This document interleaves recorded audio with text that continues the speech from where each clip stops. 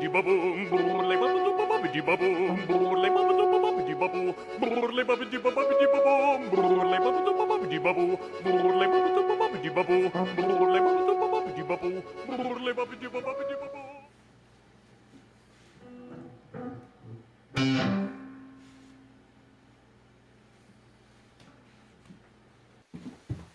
mesdames et messieurs, bonjour! Ici JFoul avec une nouvelle chronique musique, oui! Et je veux premièrement vous souhaiter une bonne année 2017. Je vous souhaite tout le désespoir, la tristesse, le chagrin, le malheur, tout ce qui peut vous apporter de la... C'est parce que c'est le bonheur que tu le souhaites, là. Je veux dire, bonne année 2017. Je vous souhaite le bonheur, la santé, hein, l'amour, hein, tout cet amour de vos proches que vous connaissez. Partagez des bons moments avec toutes ces personnes que vous aimez pour préserver dans votre souvenir pour le reste de vos jours. Bonne année 2017. Et j'aimerais aussi qu'on remercie mon guitariste qui a fait une super de bonne job avec toi. Ça arrête pas vraiment, il m'impressionne chaque fois. Ne lâche pas, man. Oh, toi, je te dis. Oh. Et aujourd'hui, dans la chronique musique, je vous parle d'un groupe métal qui a changé la facette de la musique métal dans le monde. Et je parle d'un groupe iconique qui a influencé un paquet d'autres groupes. Je parle bien sûr, si vous ne savez pas déjà, ok, je vous parle du groupe Metallica. Et oui, le groupe Metallica. Si vous ne connaissez pas ce groupe-là, vous avez un problème, sérieux, vous avez un problème. Comme c'est un groupe qui a influencé tellement de monde, ils sont tout le temps partout, puis on parle bien d'eux autres, puis c'était qu'un reste Metallica, puis on changeait la facette du rock en groupe relais, ok là? Donc, ce groupe-là est constitué de 4 personnes. C'est un groupe qui s'est formé en 1981, qui vient de Los Angeles, California. Oh ouais! Ils se sont formés quand le batteur a mis une annonce dans le journal qui cherchait à former un groupe. James Hetfield est allé voir et ces deux-là ont formé un groupe. Et puis ils ont décidé de l'appeler Metallica. Non, mais tu sais, Metallica, c'est un beau nom. Là. Quand tu y penses, Metallica. Moi, j'adore le nom Metallica. C'est un beau nom. Metal, c'est pognant, ça a l'impact sur moi big time. Metallica ont créé un style qui s'appelle le thrash metal. Le thrash metal, c'est vraiment la musique là, agressive, forte, puissante, qui vient te chercher, que tu as envie de tirer tout le monde. Tu as envie de frapper tout le monde d'une façon très violente, interminable. Tu as envie de rentrer dans tout le monde avec ton char. Tu as envie de piler sur le monde avec ta tondeuse. C'est le même, c'est du Metallica, c'est agressif, c'est de la musique vraiment trash. Ces deux-là, ils ont engagé deux autres personnes, et puis ils ont commencé à faire des tournées et tout ça, et puis là, ils ont fait un CD qui s'appelait Kill 'Em All. Bien sûr, c'est le message positif, non? Kill 'em all. Moi, j'ai envie de tuer tout ce qu'il y a. Moi, je vais au magasin, je voyais ça, ça m'inspire. Kill 'em all. On veut tous les tuer. Ça sort en 83. Et sur cet album-là, ma chanson favorite sur tout l'album, c'est la chanson Whiplash. Conduisez pas votre auto quand vous écoutez cette chanson-là, parce que c'est fatal. Vous allez l'entendre dans tout ce qui bouge. Ça va être un Destruction Derby, ça 17. Sérieux, là? Vous allez vous rentrer dedans, ça va être super la fun, vous allez comme Whiplash! Tu sais, c'est malade. La pedal to the metal, là. Tu sais, la pédale au fond, parce que c'est ça que ça fait. C'est vraiment été une super bonne chanson. Le groupe, quand ils ont sorti ça, le monde a capoté. Comme, qu'est-ce que c'est ça? Qu'est-ce que c'est ça, ce style de musique-là? C'est vraiment fun. C'est vraiment comme, agressif. Je peux sortir mon agressivité dans cette musique-là. Donc, ça a été un bon succès pour eux autres, parce qu'ils ont quand même vendu 7 millions de copies. Ensuite, en 84, ils ont sorti un autre album qui s'appelle Ride the Lightning. Oui, Ride the Lightning. Personnellement, moi, j'aime l'album, mais pas autant que Kill 'Em All. Il est bon, mais je sais pas. C'était un peu différent. Et puis, il n'y avait pas comme une tune comme telle, comme Whiplash non plus. Il y avait la classique Fade to Black. Si vous n'avez jamais entendu Fade to Black, faites-vous une faveur, écoutez Fade to Black. Il y avait aussi For Whom the Bell Tolls, qui est un autre classique. Mais personnellement, l'album n'est pas venu me chercher comme tel. C'est bon, mais Puis il faut aussi préciser que dans tout leur album, leur tune dure à peu près 8 minutes. Tu sais, c'est toujours la même 9 et 40 quelques minutes pour une tune, t'es comme Donc, ensuite, après 1984, avec Ride the Lightning, ils ont été pour un autre album qui s'appelait Master of Puppets. En 1986, quand cet album-là a sorti, mesdames et messieurs, ça a été l'album classique pour eux autres. C'est l'album qui les a vraiment comme mis là, sur un piédestal, là, comme Metallica. Oh mon Dieu, qu'est-ce que c'est ça cet album-là? C'est génial. La production était écœurante. Et puis il y avait un excellent bassiste qui est décédé avec cet album-là, malheureusement. Leur ancien bassiste qui s'appelait Cliff Burton est décédé dans un accident d'autobus. C'est triste, mais c'est comme ça. Mais l'album Master of Puppets est considéré jusqu'à ce jour un classique. Puis il y en a qui disent même que c'est leur meilleur album qu'ils ont jamais fait. Hein? Ils ont vendu 14 millions d'exemplaires au total de cet album-là. C'est encore un classique de nos jours. Avec une de mes chansons favorites qui s'appelle Battery. Hein? Battery! Quand j'entends cette tune-là, c'est comme Whiplash. Ça vient me chercher les mains. Aussi, il y avait Master of Puppets, la classique Master of Puppets. Master! Super bon. Et ensuite, justement, après le décès du bassiste, il a fallu qu'il les remplace. Alors, ils l'ont remplacé par un gars qui s'appelle Jason Newsted pour qu'il sorte l'album en 1988 intitulé And Justice for All. Justice for All, côté de production, il a manqué quelque chose. Il y a beaucoup de gens qui se plaignent dans cet album-là qu'on n'entend pas la basse. Hein? Et ils n'entendent pas la basse. En écoutant l'album, vous voyez qu'il y a une différence dans la qualité de son. C'est encore un son trash, mais les chansons sont encore longues, mais il manque la basse. Elle n'est pas là. Et leur premier vidéoclip qu'ils ont jamais fait, Metallica, c'est avec la chanson One, qui est considérée une super de bonne chanson classique. À la Fade to Black, c'est One. Donc, Injustice for All, ça a été un bon album, mais comme je dis, il y a un manque de production. Ça s'est vendu à 15 millions d'exemplaires. Pour leur prochain album, ils ont opté d'aller avec un différent producteur qui s'appelle Bob Rock. Donc, ils l'ont appelé et ils ont travaillé avec le prochain album qui ont sorti, qui se nomme le premier album, personnellement, que moi j'ai acheté quand j'étais en 7e année, le Black Album, sorti en 1991. Quand ils ont sorti le Black Album, ça l'a vraiment sauté. Ça l'a sauté, ça l'a explosé.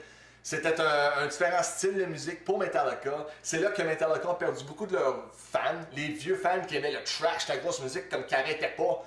Pour ce son, ce changement de son-là qui était encore métal, mais qui était plus vraiment trash. C'était vraiment rock, là. C'était une sauce commerciale faite par Bob Rock.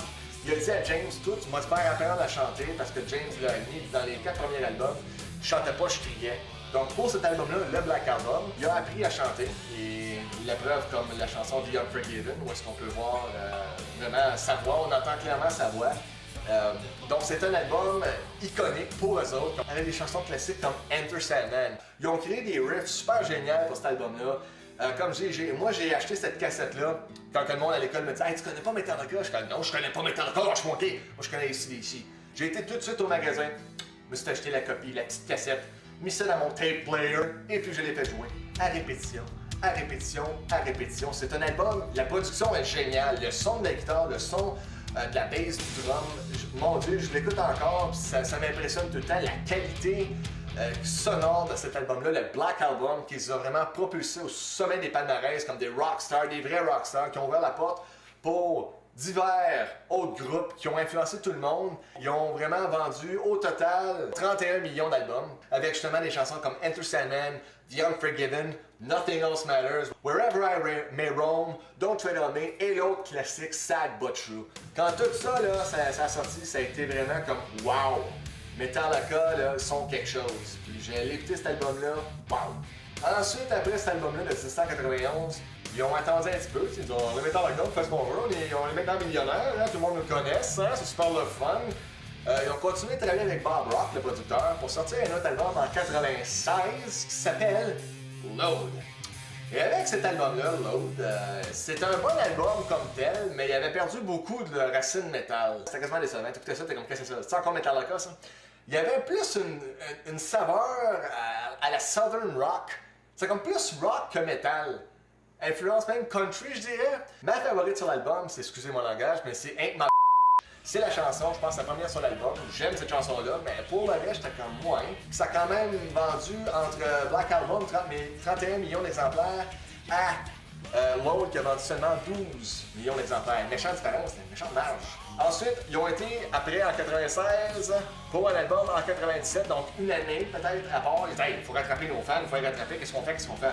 Et tenez-vous bien, ils ont sorti un album là, qui est venu me chercher personnellement. Ils ont pensé, ils ont réfléchi énormément à ce titre-là. Un des meilleurs titres. Après Load, Reload. Hein? C'est fort? Reload. Yeah!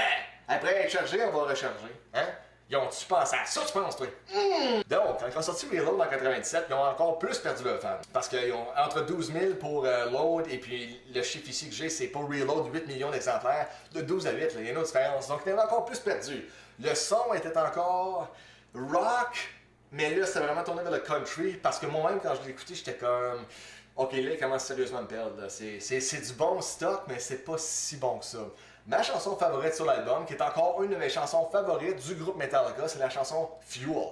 J'adore cette chanson-là, c'est une super de bonne chanson, ça me faisait penser à Whiplash. Et puis là, le monde a vraiment critiqué comme justement Load, Reload, hey, c'est non ben poche, que c'est ça, c'est rendu du rock. Mais ils ont blâmé ça sur quelque chose de vraiment intéressant, ils ont blâmé ça sur le look de Metallica.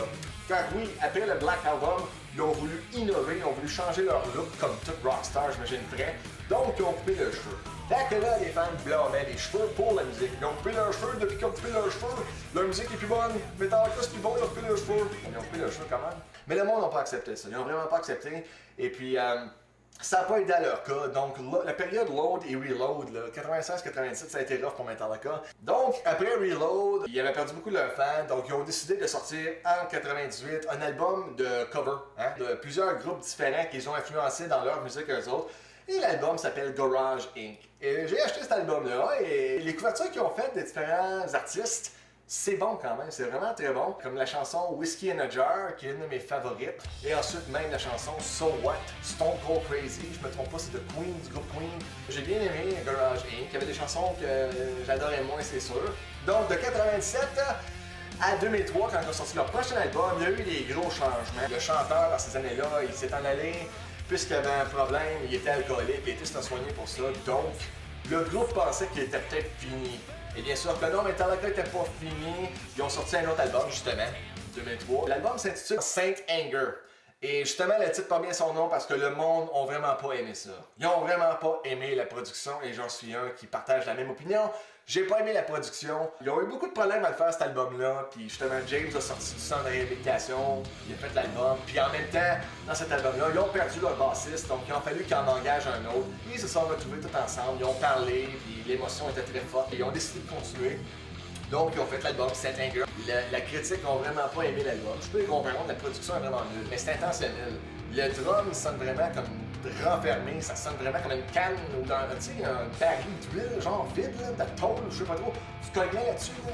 C'était horrible, c'était vraiment horrible, mais le batteur, il est intentionnel. Ils ont vendu 6 millions d'exemplaires pour cet album-là.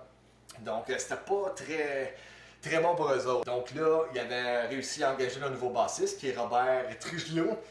Trujillo. C'est peut-être Trujillo, c'est Robert quelque chose en tout cas. C'est lui le nouveau bassiste depuis 2003. Donc après l'album Saint Anger qui...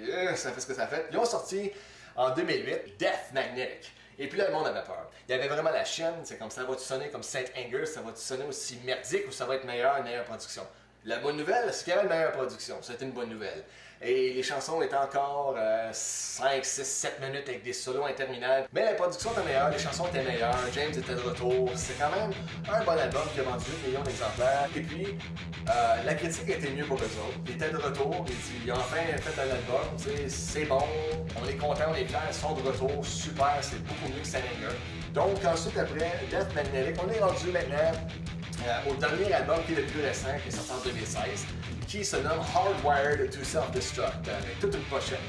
J'aime le style de cette pochette-là, j'aime vraiment le style. Toutes leurs pochettes sont bonnes, mais celle-là, il y a quelque chose d'original que j'aime dedans, que c'est pas tout le monde qui va aimer. À date, la critique est vraiment bonne, c'est d'un retour à leur source, d'un retour à leur racine, qui est un peu plus trash. C'est beaucoup plus trash, c'est encore commercial, mais beaucoup moins. Beaucoup moins. La seule chose qui me dérange vraiment dans l'album, parce que bien sûr, c'est pas toutes les chansons qui vont venir vous chercher, mais ce qui me dérange le plus, c'est vraiment le côté instrumental. Alors, on dirait que c'est la même recette qui se formule. James commence à chanter, premier couplet, refrain, deuxième couplet, refrain, et ensuite, il va jouer un solo. Comme lui et Kirk vont, surtout Kirk, je devrais dire, c'est lui qui joue tout le temps les solos. Il joue des solos, joue des solos, joue des solos. On a l'impression que James et Phil pour aller boire un café et revenir, puis ce serait pas encore fini. C'est ça qui me dérange. Comme maintenant, il part, il chante, peut-être en bac, puis whoop, puis il s'en va. Là, t'écoutes la musique, le côté instrumental, c'est bon, j'ai rien contre. Ah, là, il a rien chanté. On dirait que c'est la même formule qui se répète dans chaque chanson, sauf pour ma chanson favorite, qui est la chanson titre de l'album, Hardwired to Self-Destruct. J'adore cette chanson-là. Et puis, Spare the Bone, j'aime aussi beaucoup cette chanson-là. Donc, l'album est sorti en 2 formats, avec 2 CD dedans ou 3 CD dedans. Moi, j'ai acheté la version avec 3 CD dedans parce que le 3e CD, il y a une chanson que j'aime beaucoup qui s'appelle Lords of Summer. Une de mes chansons favorites aussi, j'aime beaucoup cette chanson-là. Et ensuite, les 3 autres chansons, c'est genre des chansons pour rendre hommage à d'autres groupes qui ont mis sur d'autres albums, qui ont remis sur leur album. Donc, ils ont sorti cette compilation-là. Et puis, le reste des chansons, c'est tous eux autres qui jouent des chansons live. Donc, c'est sûr que le 3e CD, c'est celui que j'aime le moins, mais la chanson Lords of Summer, je l'aime. En général, l'album, pour les fans de Metallica, vous allez être contents. Pour moi, vous allez être contents parce qu'ils sont de retour un peu plus à leur racine qui était le thrash metal. Comme je dis, c'est pas toutes les chansons qui vont venir vous chercher, quand ça c'est bon, ça me reste dans la tête. Parce qu'il y en a beaucoup de solos. Quelqu'un qui adore la guitare comme moi, les drums, j'aime le côté instrumental, mais je trouve ça long quand même. Ça reste à vous si vous voulez l'acheter ou pas. Moi, je vous le conseille. Pour les fanatiques de Metallica, vous ne pouvez pas vous tromper, c'est Metallica, son retour après un laps de 8 ans. Et sur ça, mesdames et messieurs, j'espère que vous avez aimé la chronique sur Metallica. Je suis content de vous en parler, son retour. Metallica, vous ne pouvez pas vous tromper. À la prochaine!